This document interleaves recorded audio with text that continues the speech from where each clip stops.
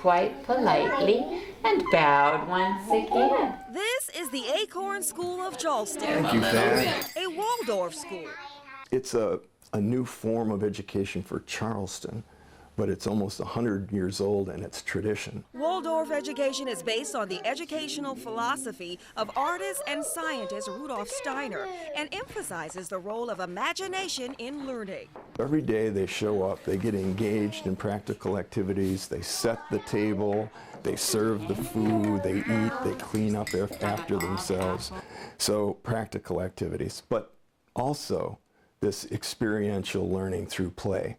They'll have a free play time in the morning, they'll have outdoor play time later in the day, and we always cap it off with an imaginative story, usually told through a puppet show. The arts are integrated into all academics. There's painting every week, there's handwork every week, there's woodworking in the later grades. You won't find iPads or computers in the early grades. They want children to learn to form their own inner image.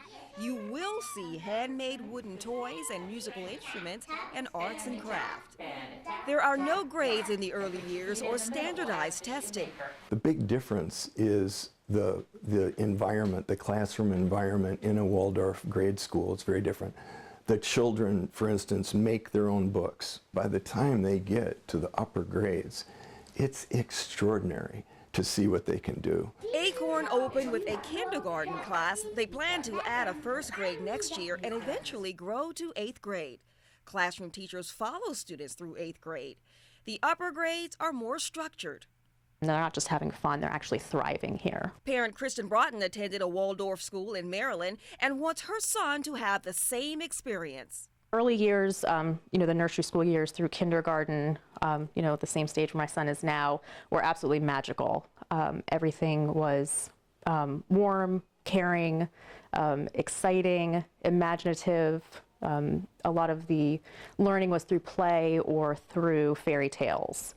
And you were kind of just wrapped in this world of imagination that prepared you to think outside the box, to form really solid relationships with your classmates, and to have a different perspective of the world, I think. They become very self-reliant.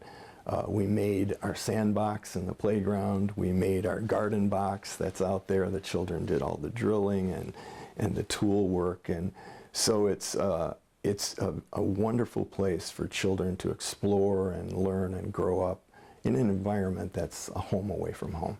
Octavia Mitchell, News 2. Running fast. Now let's choose another